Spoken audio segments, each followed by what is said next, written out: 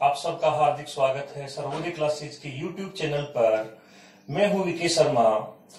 कल हमने जो मैटर पढ़ा था वो था अपना प्रस्तावना का और अनुसूचियों का। आज हम जो आगे बढ़ रहे हैं इसी मैटर के साथ, तो आज हमारा जो मैटर होगा वो है भारतीय संविधान के विदेशी स्रोत। बहुत सारे विद्यार्थियों ने पढ़े भी हैं, लेकिन उम्मीद करूंगा कि वो कुछ नया जरूर इसमें सीखेंगे। भारतीय संविधान के विदेशी स्रोत पे तो वैसे तो हमारा जो संविधान है उसका मूल आधार है 1935 का भारत शासन अधिनियम, और 1935 के भारत शासन अधिनियम से हमारे भारत में संविधान में लगभग 250 अनुच्छेद यथावत लिए गए हैं। 250 अनुच्छेद का अर्थ है कि लगभग संविधान का 2/3 जो भाग है वो 1935 के भारत शासन अधिनियम द्वारा ही लिया गया है, या उसी की जो उपबंध थे उनको शामिल किया गया है। तो पहला तो ये याद रखेंगे, भारतीय संविधान का मूल आधार है 1935 का भारत शासन अधिनियम। और अगर हम आगे के जो अन्य विदेशी स्रोत देखें तो कौन कौन से देश आते हैं, चलिए सबसे पहला देश रख रहा हूं मैं ब्रिटेन। हमारा भारत ब्रिटेन के द्वारा शासित था, तो चलिए ब्रिटेन से शुरू करते हैं। तो ब्रिटेन की जो व्यवस्थाएं हैं जो हमारे भारत में आई हैं वो कौन कौन सी है। तो उससे पहले मैं आपको एक बात बता दूं कि ब्रिटेन का जो संविधान है वो लिखित संविधान नहीं है, लेकिन वहां परंपराओं के आधार पर संविधान का निर्माण हुआ है और उन्हीं परंपराओं को निभाते हुए वहां शासन पद्धति चलाई जा रही है। तो ब्रिटेन से हमारे देश में जो संविधान में जो विशेषताएं शामिल की गई थी, उन विशेषताओं की अगर हम बात करेंगे तो देखिए सबसे पहली विशेषता जो ब्रिटेन से आई है वो है संसदीय व्यवस्था, अर्थात एक संसद का निर्माण होना, उसी संसद में बहुमत दल द्वारा सरकार का निर्माण करना और सरकार का उसी सदन के प्रति उत्तरदायी होना। ये सारी व्यवस्थाएं ब्रिटेन के संविधान से ली गई है।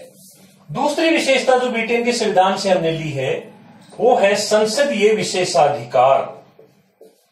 संसदीय विशेषाधिकार, क्या आपको पता है विशेषाधिकार क्या होता है? तो चलिए मैं बता देता हूं कि अनुच्छेद 105 अनुच्छेद 106 में है। और विशेषाधिकार का अर्थ है कि संसद के जो सदस्य होते हैं उन्हें कई प्रकार की गिरफ्तारियों में, संसद में उनके द्वारा बोले जाने वाले वक्तव्य यानी कि उनके द्वारा जो सदन में मांग उठाई जाती है, जो जवाब दिए जाते हैं, जो बहस की जाती है, इन सब को न्यायालय की सीमा से बाहर रखा गया है। नोट कीजिएगा, संसद में चाहे कोई सदस्य कितना भी अनुचित तरीके से अगर वार्तालाप भी करता है तो भी वो कोर्ट में प्रश्नगत नहीं किया जाएगा। तो ये कुछ अधिकार मिलते हैं संसद को। इसके अलावा आपको यह भी याद रखना है, संसद की अवहेलना करने पर संसद किसी नागरिक को भी दंड दे सकती है, और यही व्यवस्था एक विधानसभा में भी होती है।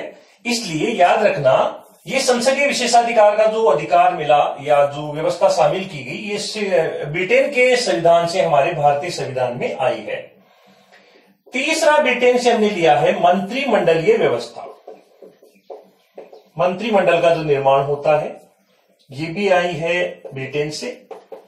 चौथी विशेषता जो हमने जो शामिल की ब्रिटेन के संविधान के, यानी ब्रिटेन का संविधान नहीं कहेंगे हम, ब्रिटेन की संसदीय प्रणाली कहेंगे। ब्रिटेन का जो व्यवस्था है, जो वहां की लोकतांत्रिक प्रणाली है, उस व्यवस्था से हमारे संविधान में क्या क्या आया है। इसके साथ आया है राष्ट्राध्यक्ष। राष्ट्राध्यक्ष और किसी भी राज्य का जो राज्यपाल होता है, इन सब का नाम मात्र की कार्यपालिका होना। नाम मात्र की कार्यपालिका होना, क्योंकि आप सबको पता होना चाहिए राष्ट्रपति भारत का राष्ट्राध्यक्ष होता है और प्रधानमंत्री शासनाध्यक्ष होता है। दोनों में सबसे शक्तिशाली हुआ प्रधानमंत्री, क्योंकि प्रधानमंत्री ही जो परामर्श देगा उसी के अनुसार राष्ट्रपति कार्य करते हैं। इसलिए राष्ट्राध्यक्ष होता है और नाम मात्र का होता है। भारत का बिल्कुल यही व्यवस्था ब्रिटेन में है। वहां जो राजा या रानी होते हैं वो केवल नाम मात्र के होते हैं, उनके पास खुद की ऐसी शक्तियां नहीं जिनका वो उपयोग कर सके। इसके बाद हम बात करते हैं एकल नागरिकता। ब्रिटेन के संविधान से हमारे संविधान में, ब्रिटेन की संसदीय प्रणाली जो व्यवस्था है उससे हमारे संविधान में शामिल हुई एकल नागरिकता, अर्थात हम सभी भारत के ही नागरिक होंगे। हम केवल भारत के नागरिक हैं, ना राजस्थान, ना यूपी, ना बंगाल, ना बिहार।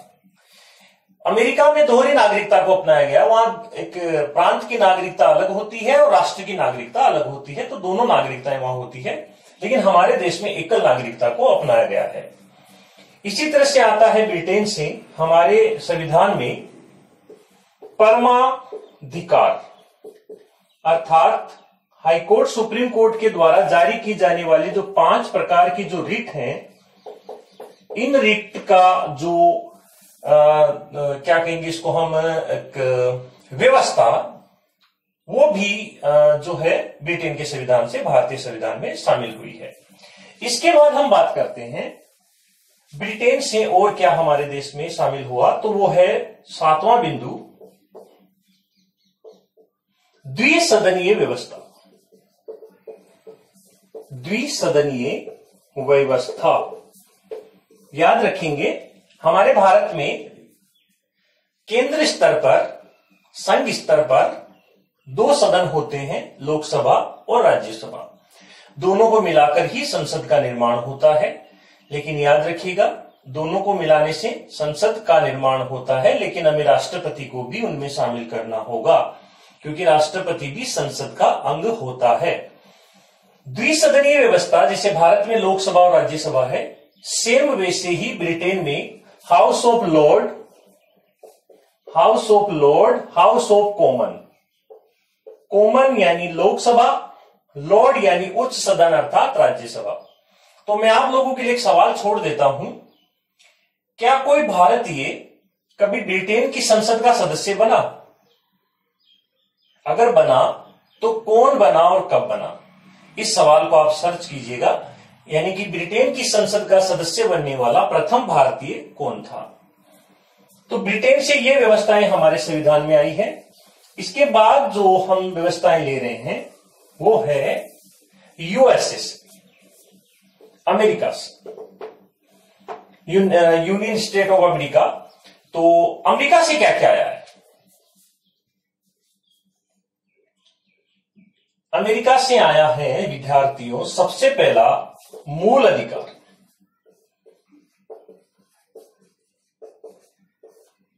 अमेरिका का सही नाम यूनाइटेड स्टेट ऑफ अमेरिका होगा, ना कि यूनियन स्टेट ऑफ अमेरिका। तो मूल अधिकार आए हैं अमेरिका से। दूसरा अमेरिका के संविधान से हमने लिया है राष्ट्रपति पर महाभियोग की प्रक्रिया। क्या आप जानते हैं भारत के राष्ट्रपति पर महाभियोग लगता है आर्टिकल 61 में, और यह प्रक्रिया हमने अमेरिका के संविधान से अंगीकृत की है अपने संविधान में। तीसरा जो बिंदु हमने अमेरिका से ग्रहण किया वो है उपराष्ट्रपति का पद। भारत का एक उपराष्ट्रपति होगा, यह व्यवस्था आर्टिकल 63 में है, और 63 के अनुसार भारत में एक उपराष्ट्रपति है, और उपराष्ट्रपति का जो पद है वो अमेरिका से आया है। तो क्या आप लोगों को वर्तमान में अमेरिका के उपराष्ट्रपति का नाम पता है? नहीं पता है तो पता कीजिए। चौथी व्यवस्था जो ली हमने अमेरिका से वो है न्यायिक पुनरावलोकन। न्यायिक पुनरावलोकन, भारत में न्यायिक पुनरावलोकन का कार्य करता है सुप्रीम कोर्ट, और न्यायिक पुनरावलोकन को आप थोड़ा कम शब्दों में समझ लीजिए कि संसद या विधानमंडल जो भी संशोधन करते हैं, जो एक्ट बनाते हैं, अधिनियम बनाते हैं, जो भी निर्णय लेते हैं, उन निर्णयों की भारत का सुप्रीम कोर्ट समीक्षा कर सकता है, अर्थात जांच पड़ताल कर सकता है। अगर जांच पड़ताल करे और उसे ऐसा लगे कि ये जो नियम कायदे बनाए गए, संशोधन जो किया गया है, ये संविधान की मूल विचारधारा के विपरीत है, तो वो उन्हें जीरो घोषित कर सकता है। जैसा कि 99वां संविधान संशोधन जो किया गया था, एनजेएससी का गठन होना था, नेशनल जुडिशियल अपॉइंटमेंट कमीशन, तो सर्वोच्च न्यायालय ने उसे बाद में जीरो घोषित कर दिया था। तो ये चीज आप याद रखेंगे कि न्यायिक पुनरावलोकन क्या होता है। अमेरिका के संविधान से आया है स्वतंत्र न्यायपालिका, स्वतंत्र न्यायपालिका अर्थात इसमें व्यवस्थापिका और कार्यपालिका का कोई हस्तक्षेप नहीं होगा।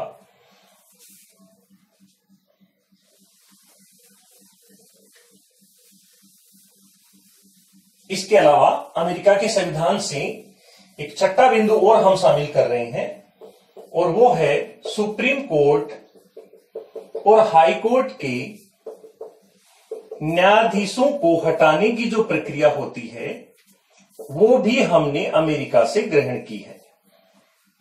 तो अमेरिका से हमने कुल 6 बिंदु शामिल किए हैं। इसके बाद जो हम अगला देश ले रहे हैं विद्यार्थियों, वो देश है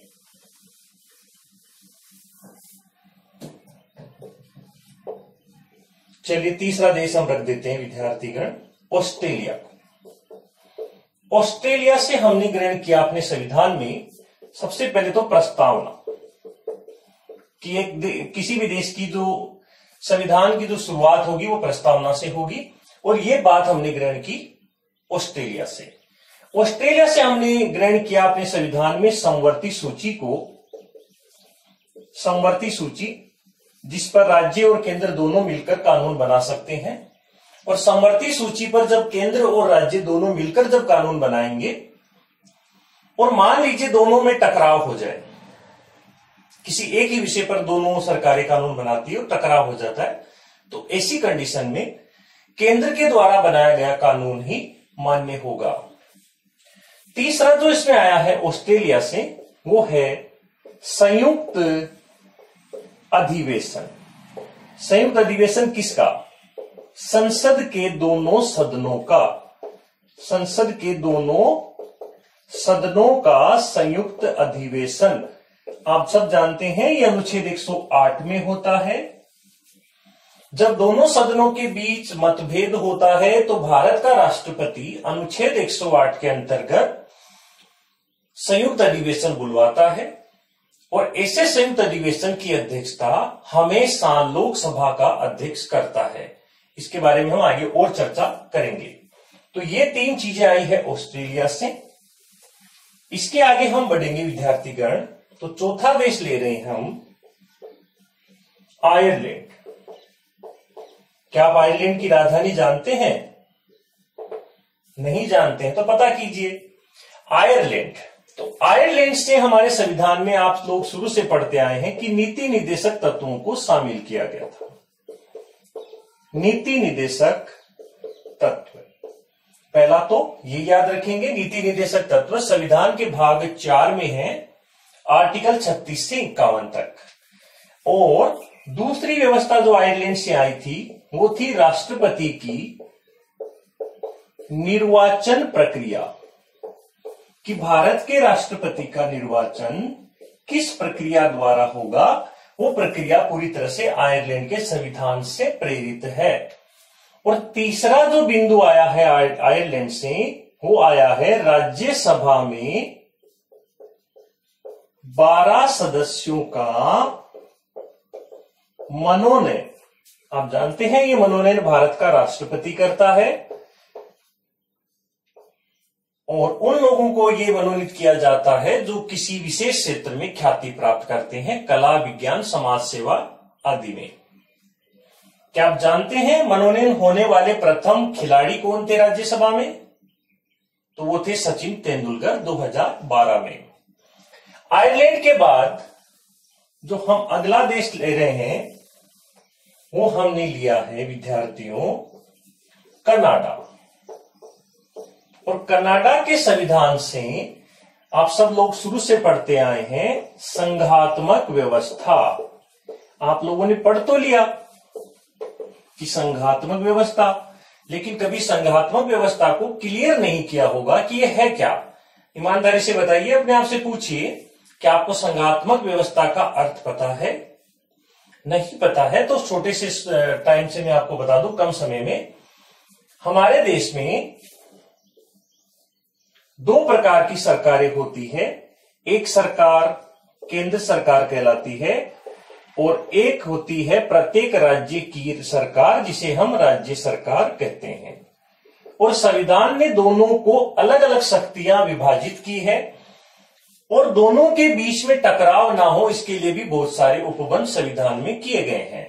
तो किसी देश में एक शक्तिशाली केंद्र की सरकार हो और प्रत्येक प्रांत की खुद की एक सरकार हो, इसी व्यवस्था को संघात्मक व्यवस्था कहा जाता है। दूसरा जो कनाडा से आया है हमारे संविधान में, वो राज्यपाल का पद है। राज्यपाल की जो नियुक्ति होती है वो भी कनाडा के संविधान से प्रेरित है। और तीसरा, अवशिष्ट शक्तियां। अवशिष्ट शक्तियां हमेशा केंद्र के पास होगी, ये बात भी कनाडा के संविधान से शामिल की गई है। अवशिष्ट शक्तियों का अर्थ होता है विद्यार्थियों, ऐसी शक्तियां जिनका उल्लेख संविधान में नहीं किया गया है, तो उन शक्तियों को अवशिष्ट शक्तियां कहा जाता है और ये हमेशा केंद्र सरकार के पास होती है। कनाडा के बाद अगला जो हम देश ले रहे हैं विद्यार्थियों, वो देश है फ्रांस। फ्रांस के संविधान से हमारे संविधान में आया है गणतंत्रात्मक व्यवस्था। गणतंत्रात्मक व्यवस्था। कितने विद्यार्थी इस बात को अच्छे से समझते हैं कि लोकतंत्र और गणतंत्र में क्या फर्क होता है? कोई बात नहीं। लोकतंत्र, मैं आपको बताऊं, ब्रिटेन एक लोकतंत्र है लेकिन गणतंत्र नहीं है। भारत एक लोकतंत्र है और गणतंत्र भी है। तो इसको आप सीधा सीधा ऐसे समझ लीजिए कि जिस देश का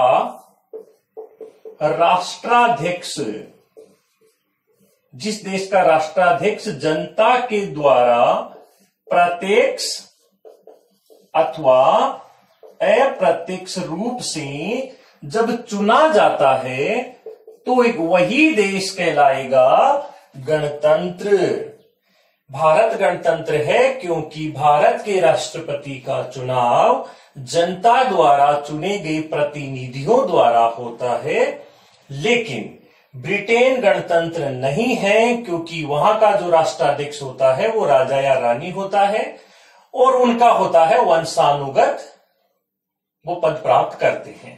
अभी एलिजाबेथ सेकंड है, अगर उनकी मृत्यु हो जाएगी तो उनके बेटे राजा बन जाएंगे ब्रिटेन के।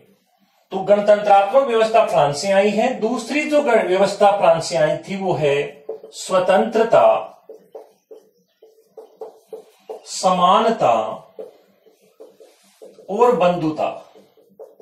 इन तीन आदर्शों को हमारे संविधान में जब शामिल किया गया तो यह व्यवस्था भी फ्रांस के संविधान से प्रेरित है। फ्रांस की जब क्रांति हुई थी तब इन्हीं तीन शब्दों पर सबसे अधिक जोर दिया गया था। इसके बाद जो अगला देश हम रख रहे हैं विद्यार्थियों, वो है सोवियत संघ। सोवियत संघ, सोवियत संघ जिसे अब हम रूस कहते हैं, लेकिन सोवियत संघ का विभाजन हो गया था 1991 में शीत युद्ध की समाप्ति के बाद, कोल्ड वार जिसे कहा जाता है। क्या आप जानते हैं शीत युद्ध किन किन देशों के बीच हुआ?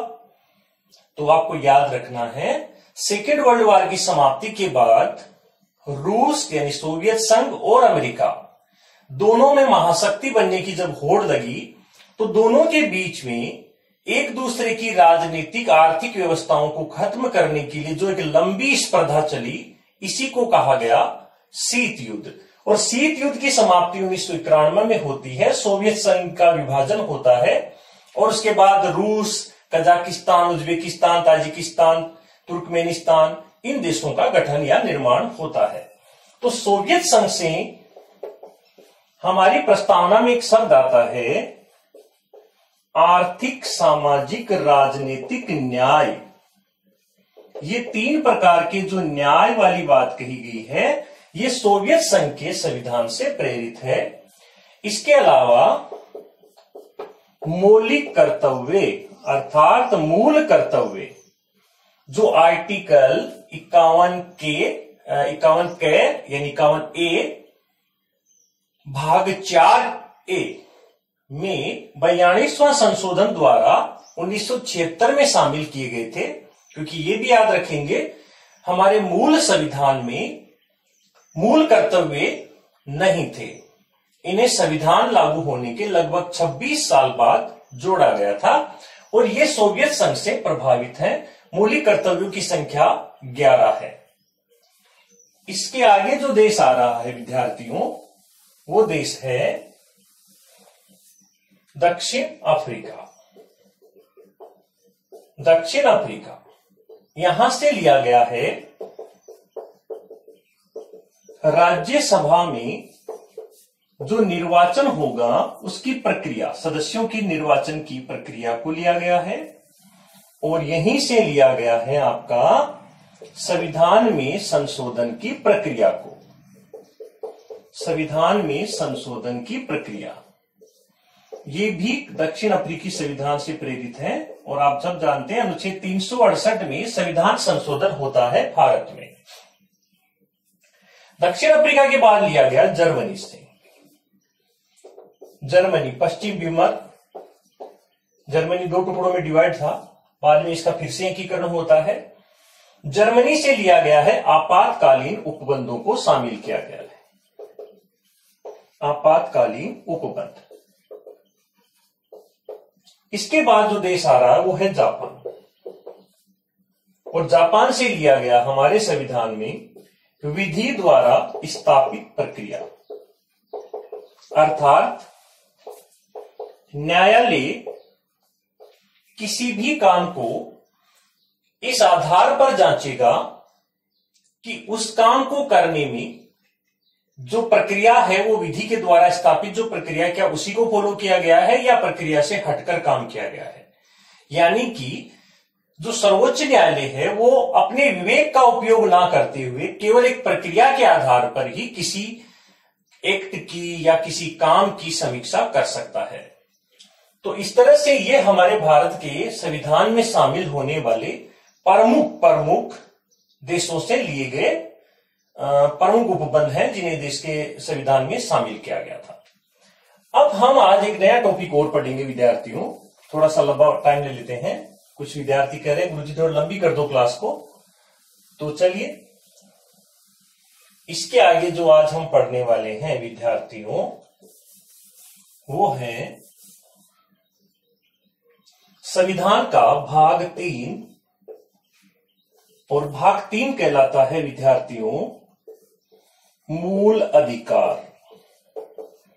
ये काफी इंपोर्टेंट सवाल है। भारत के संविधान ने जो मूल अधिकार आपको प्रदान किए वो कौन से भाग में है, इसे याद रखने का एक छोटा सा मैं आपको तरीका बता देता हूं। चलिए मैंने लिखा 3। इस 3 को अगर मैं ऐसे लिख देता हूं तो क्या बन जाता है, अधिकार बन जाता है। तो ये रहा आपका भाग 3 अधिकार में ही छुपा हुआ है। तो मूल अधिकार जिन्हें हम मौलिक अधिकार भी कहते हैं ये संविधान के भाग 3 में है और इन्हें अनुच्छेद 12 से 35 तक लिखा गया है। तो सबसे पहला प्रश्न ये उठता है भारतीय संविधान में मूल अधिकार कितने हैं। तो मूल अधिकार कितने हैं सब विद्यार्थियों को पता है। मूल अधिकार है हमारे विद्यार्थियों वर्तमान में 6। लेकिन जब हमारा संविधान लागू हुआ उस समय संविधान में 26 जनवरी 1950 को हमारे संविधान में मूल अधिकारों की संख्या थी 7। तो इसका सीधा अर्थ है कि एक मौलिक अधिकार समाप्त हुआ है। अब ये कौन सा मौलिक अधिकार समाप्त हुआ है ये भी बहुत सारे विद्यार्थी जानते हैं, लेकिन आज मैं उन्हें कुछ अलग बताने के प्रयास करता हूं। आप सब जानते हैं वो अधिकार था संपत्ति का अधिकार। संपत्ति का जो अधिकार है वो समाप्त हो गया था और इसे समाप्त किया गया विद्यार्थियों 44वां संशोधन 1978 के द्वारा।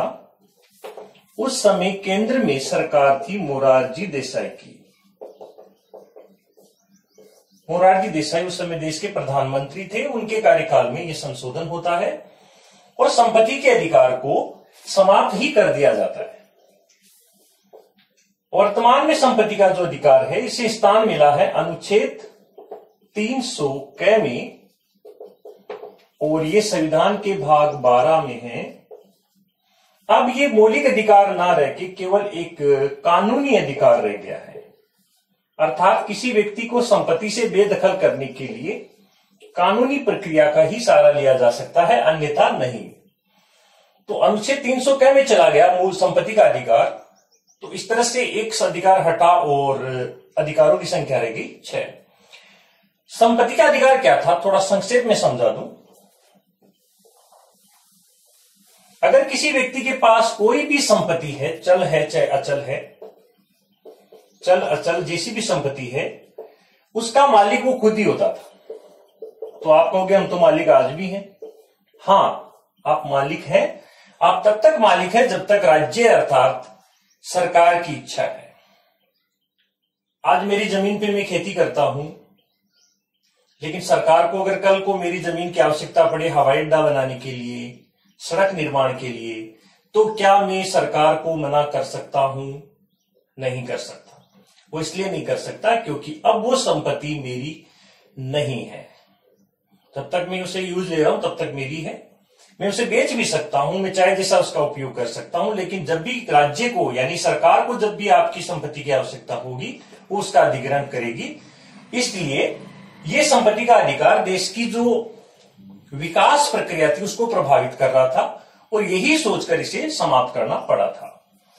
तो वर्तमान में हमारे जो अधिकार है विद्यार्थी 6 विद्यार्थियों, तो उनमें पहला अधिकार आप सब जानते हो। पहला अधिकार में रुकिए थोड़ा एक नई चीज और बता दूं। हम जब भी अधिकार पढ़ते हैं तो देखो इस तरह से पढ़ते हैं। पहला अधिकार आप पढ़ते हो समता का अधिकार या समानता का अधिकार। तो समता का जो अधिकार आप पढ़ते हैं तो उसके आर्टिकल कहां से शुरू होते हैं? 14 से 18 तक। कितने विद्यार्थी ऐसे हैं जिन्हें अनुच्छेद 12 और 13 के बारे में भी पता है? नहीं पता, क्योंकि हम पढ़ते ही नहीं है। तो मैं थोड़ा 12 और 13 के बारे में जानकारी दे देता हूं। अनुच्छेद 12 में आता है विद्यार्थियों राज्य की परिभाषा। राज्य किसे कहा जाएगा, यह परिभाषा दी गई है अनुच्छेद 12 में। और राज्य को परिभाषित करते समय उसमें लिखा गया केंद्र की सरकार हो चाहे राज्य की सरकार हो, चाहे आपकी नगर पालिका, नगर निगम या यूं कहें तो स्थानीय स्वशासन की जो इकाइयां हैं, या फिर कोई भी निकाय, चाहे वो निजी हो चाहे वो सरकारी सार्वजनिक निकाय हो, जैसे ओएनजीसी, सेल, गेल, ये सब राज्य की परिभाषा में शामिल है। अर्थात इन सब के द्वारा अगर किसी नागरिक का मौलिक अधिकार छीना जाता है तो इसका सीधा अर्थ होगा कि वो राज्य ही उनका मूल अधिकार छीनने का प्रयास कर रहा है और उन्हीं के खिलाफ आप सुप्रीम कोर्ट, हाई कोर्ट में रिट लगा सकते हैं। तो अनुच्छेद 12 में आती है राज्य की परिभाषा। और अनुच्छेद जो 13 है विद्यार्थियों, उसे भी समझ लेते हैं थोड़ा सा।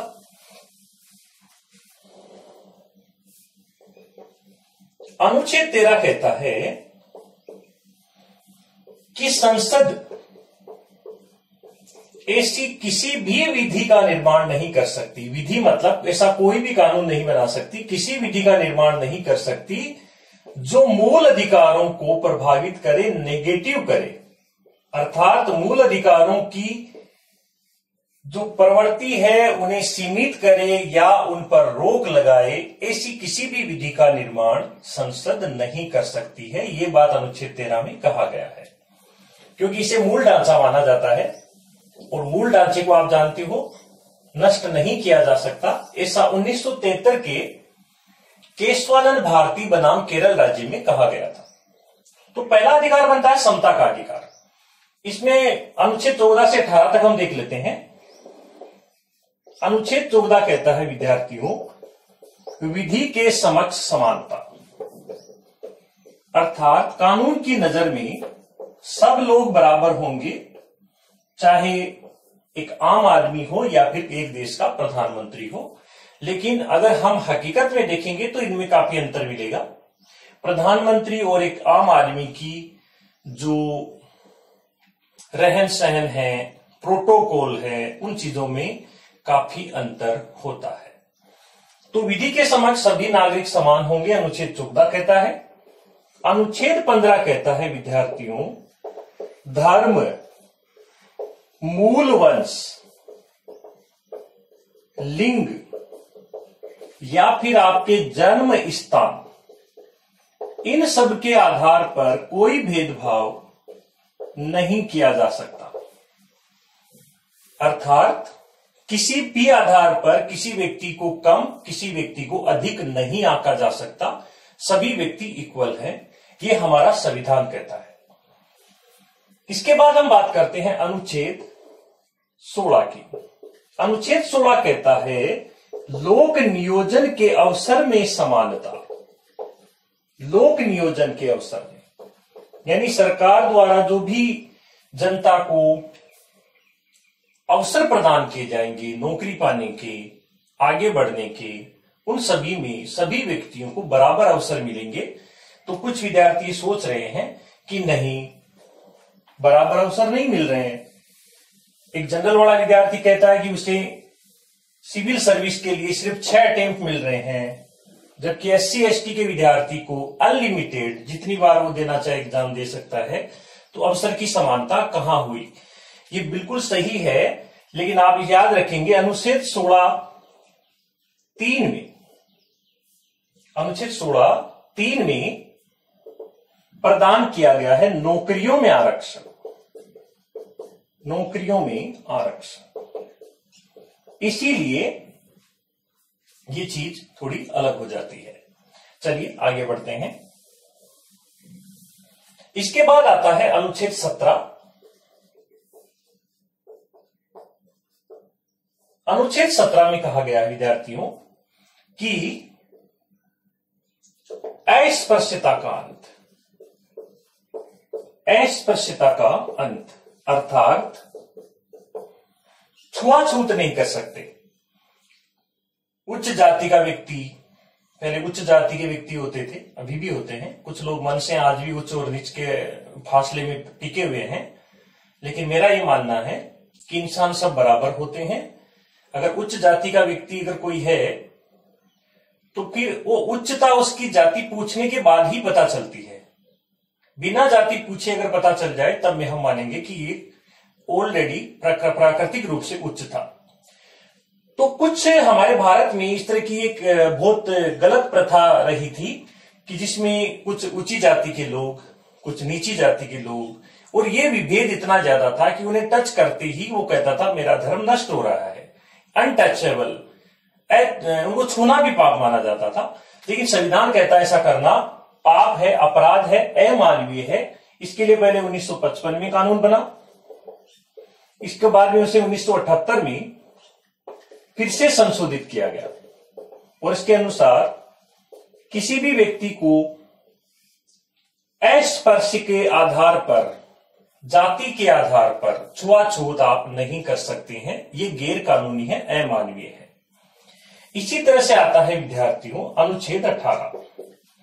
अनुच्छेद 18 करता है उपाधियों का अंत। उपाधियों का अंत, लेकिन यहां एक और अच्छा सवाल बन जाता है कि उपाधियों का अंत भी कर देता है और उपाधियां प्रदान भी कर देता है। ऐसे कैसे? दोहरी बात हो गई है। तो पहले तो कह रहे हैं कि उपाधि ग्रहण नहीं कर सकते और फिर कह रहा है उपाधि दे भी दो। तो कौन सी उपाधि ग्रहण नहीं कर सकते पहले वो देखते हैं। आप उपाधि ग्रहण नहीं कर सकते वंश परंपरा के आधार पर। वंश परंपरा के आधार पर जैसा हम पढ़ते हैं राजे महाराजे ग्रहण करते थे, महाराजाधिराज, राजकुमार, महारानी, राजा, इस तरह की जो उपाधियां हैं इनका अंत कर दिया गया है। फिर भी अनुच्छेद 18 आपको उपाधियां प्रदान भी करेगा, लेकिन वो उपाधियां आपको स्वयं अर्जित करनी पड़ेगी अपनी मेहनत से। कौन कौन सी उपाधियां ये प्रदान करता है? जैसे भारत रत्न, जो भारत का सबसे बड़ा नागरिक सम्मान है, सभी प्रकार के पद्म सम्मान। इसके अलावा अगर आप शिक्षा में प्राप्त करते हैं तो PhD, अगर आप सेना में प्राप्त करते हैं तो परमवीर चक्र, वीर चक्र, महावीर चक्र, अशोक चक्र। इसके लिए आपको स्वयं मेहनत करनी होगी, उसके बाद ही आप इन उपाधियों को प्राप्त कर सकते हैं। अर्थात वंश परंपरा वाली जो बनी बनाई जो डिग्रियां होती थी विद्यार्थियों, वो अब समाप्त हो गई है। तो ये है हमारा मूल अधिकारों का पहला अधिकार, अनुच्छेद 14 से 18 तक। इसके बाद हम एक छोटा सा अधिकार और पढ़ रहे हैं, जो हमारा 2 नंबर का अधिकार है विद्यार्थियों, और ये है स्वतंत्रता का अधिकार। स्वतंत्रता का अधिकार अनुच्छेद 19 से 22 तक होता है। 19 से 22 तक स्वतंत्रता का अधिकार है, और इसमें हम सबसे पहले रखते हैं अनुच्छेद 19 को।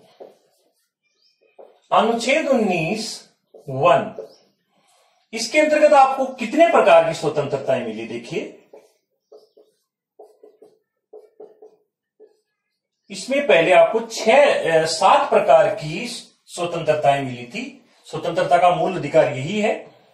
जब भी राष्ट्रपति अनुच्छेद 352 के अंतर्गत राष्ट्रीय आपातकाल की घोषणा करते हैं, तो सबसे पहले आपका यही अधिकार समाप्त होता है।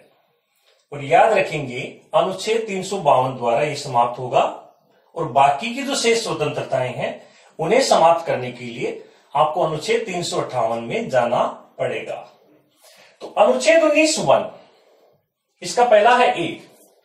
इसमें आती है विद्यार्थियों वाक की स्वतंत्रता। वाक अर्थात बोलने की स्वतंत्रता। तो क्या हम जो चाहे बोले? मेरा मन कर रहा है मेरे पड़ोसी को गालियां निकालूं। अभी पढ़ लिया अनुच्छेद, गया 1000 बार, अभी भी पढ़ के आया हूं अनुच्छेद 19(1)A। मुझे तो आप बोलने का अधिकार मिला हुआ है संविधान की तरफ से।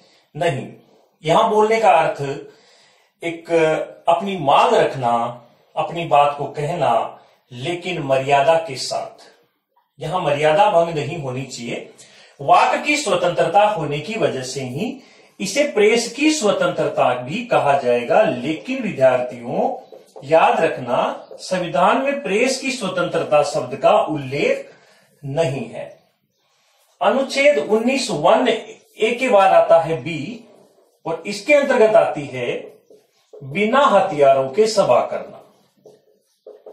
बिना हथियारों के सभा, जिसको हम कह सकते हैं निरायुध सम्मेलन, अर्थात बिना आयुध यानी हथियार, आप कितना भी बड़ा सम्मेलन आयोजित कर सकते हैं। ये आपका अधिकार है, स्वतंत्रता है। इसमें आता है सी से बन जाता है संघ बनाने का अधिकार। संघ अर्थात यूनियन, और आप जानते हो यूनियन जो बनाई जाती है वो अधिकारों की रक्षा के उद्देश्य से बनाई जाती है। मजदूर यूनियन होती है, टीचर्स की यूनियन होती है। जब भी किसी टीचर के ऊपर कोई गलत काम करता है तो सारे टीचर एक हो जाते हैं और सरकार के ऊपर एक अच्छा भला दबाव बन जाता है।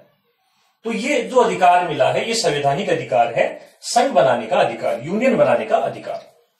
डी के अंतर्गत आपको अधिकार है आवागमन का, यानी आप भारत में जो भारत का जो कुल क्षेत्रफल है उसके किसी भी राज्य में जाइए, किसी भी केंद्र शासित प्रदेश में जाइए, ये आपका एक अधिकार है कहीं भी घूमने फिरने का। अनुच्छेद इसी का आता है ई, जिसमें था निवास करने का अधिकार। मैं चाहूं जहां बसूं, बसने का अधिकार देता है मुझे। तो पहले समय में पढ़ते थे तो हम लिख देते थे कि जम्मू कश्मीर को छोड़कर, तो अब हम ये नहीं लिखेंगे क्योंकि अब जम्मू कश्मीर में भी आप बस सकते हैं, प्लॉट ले सकते हैं, दुकान ले सकते हैं, अपना व्यापार कर सकते हैं। इसके बाद आता है ऐप। और विद्यार्थियों ऐप जो है ये 44वां संशोधन जो 1978 में हुआ, इसके बाद इसे कर दिया गया फिनिश, क्योंकि इसके अंतर्गत था संपत्ति का अधिकार। तो संपत्ति का ये अधिकार यहां से समाप्त हो जाता है। संपत्ति के उपयोग का अधिकार देता था, उसकी स्वतंत्रता देता था। तो ऐप हो गया फिनिश, फिनिश मतलब खत्म। और सबसे बाद में आता है जी से बन जाता है जीविका, जीविका उपार्जन का अधिकार। अर्थात आप कोई भी ऐसा व्यवसाय कर सकते हैं जो लीगल है, अपनी जीविका कमाने के लिए अपना व्यवसाय कर सकते हैं। ये भी आपको अधिकार संविधान प्रदान करता है।